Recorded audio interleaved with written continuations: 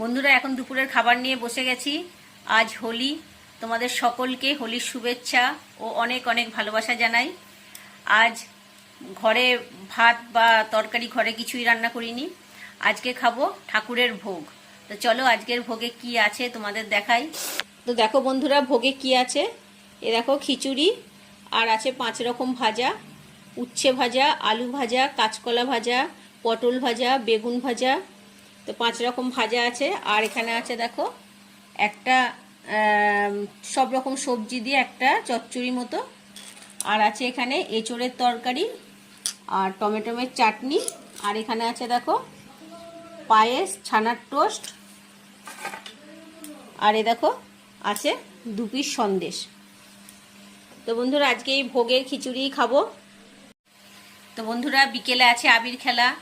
সবার প্রথমে রাধা গোবিন্দের পায়ে আবির দিয়ে প্রণাম করব, তারপর বাড়ির বড়দের পায়ে আবির দেব, ছোটদের কপালে আবিরের টিপ দেব।